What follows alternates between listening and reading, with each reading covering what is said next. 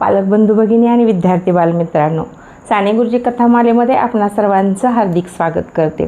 आज रात्र 28वी सांब सदाशिव पाऊस दे। त्या वर्षी अगोदर चांगला पाऊस पडला, पण मागाहून पाऊस पडेनासा झाला। लावणी झाली होती, शेतातील चिखल वाळू लागला, खाचरातील पाणी आटू लागले, डोंगरावरील गवत सुकू लागले, लोकांना काळजी वाटू लागली। शेतकरी आकाशाकडे टक लावून पाहू लागला, आकाशात कुठे काळे ढग दिसतायत का पाहू लागला। पाऊस म्हणजे आधार, पाऊस नाही पडला तर काय करणार? सारे जग पावसावर चालते। पाणी पडेना, पिके वाढेनात, अवर्षणाची चाहूल दिसू लागली। आमच्या गावात जुनी परंपरा आहे, पाऊस पडत नसेल तर शंकराच्या देवळात गाभाऱ्यापर्यंत पाणी भरायचं, शंकराच्या पिंडीला किंवा शंकराला त्या गाभाऱ्यात कोंडून टाकायचं। मग लोकांनी ठरवलं आवर्षण घालवायचं, पाऊस पडला पाहिजे म्हणून त्यांनी शंकराच्या पिंडीला गाभाऱ्यात कोंडायचं ठरवलं। लोक पाणी आणू लागले। काही लोक महादेवाच्या पिंडीवर पाणी ओतत होते, तर बाहेर भटजी रुद्र म्हणत होते। हे असे 7 दिवस चालायचे। जर 7 दिवसात पाऊस पडला नाही तर पाऊस पडेपर्यंत हे चालूच राहायचे। मग पाणी ओतणाऱ्यांच्या पाया लागत, रुद्र म्हणणाऱ्यांच्या पाया लागत। माझ्या वडिलांना सुद्धा रुद्र म्हणता येत असे। त्यांची पाळी रात्री 12 नंतर असे। आई मला म्हणाली, श्याम तू सुद्धा जाणार आहे पाणी ओतायला, तुला रुद्र नाही ना येत, मग तू पाणी ओतायला जा। आई ते हांडे आणि घागरी मला उचलतात का? मी जरा रागातच म्हटले। आई म्हणाली, अरे श्याम, हांडे घागरी उचलू नकोस, आपल्या कुवतीप्रमाणे आपण काम करावे।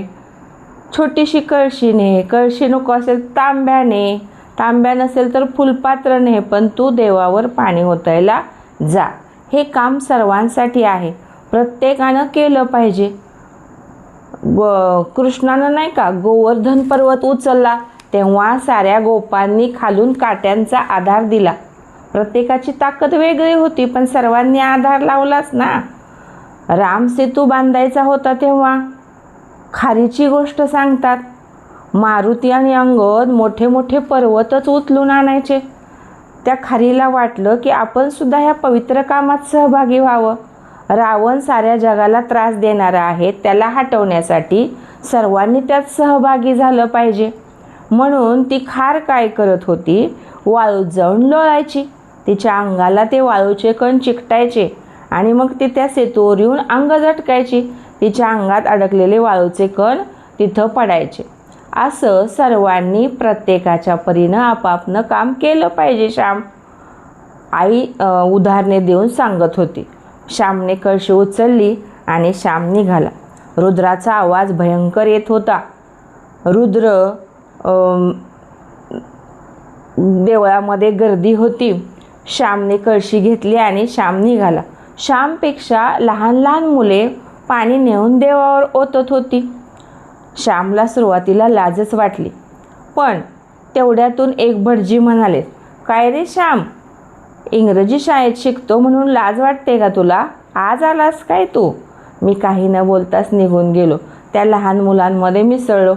लहान मुले मंत्र म्हणत होती, संस्कृतमध्ये नाही हो, मराठीत म्हणत होती। सांब सदाशिव पाणी दे, सांब सदाशिव पाऊस दे, शेते भाते पिकू दे, पायली पिके येऊ दे, पायली दे, अशी ती मंत्र म्हणत होती।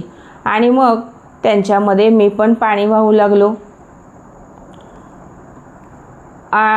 पाणी वाहत असताना त्यांच्याबरोबर तो मंत्रही म्हणायला लागलो, सांब सदाशिव पाणी दे।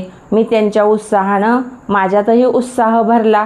म्हणजेच प्रत्येकानं आपली जबाबदारी ओळखली पाहिजे। सार्वजनिक कामामध्ये लाज न बाळगता आपलं काम आहे म्हणून ते काम केलं पाहिजे। सामाजिक काम करत असताना लाज बाळगायची नाही, प्रत्येकानं आपल्या परीनं काम करायचं आहे। मुंगीनं मुंगीप्रमाणे काम करायचं, हत्तीनं हत्तीप्रमाणे काम करायचं। या व्हिडिओत या व्हिडिओतून आपल्याला काय शिकायला मिळालं ते मला कमेंट्समधून कळवा. व्हिडिओ पूर्ण पहा. व्हिडिओ आवडल्यास लाईक, शेअर, सबस्क्राईब करा. धन्यवाद.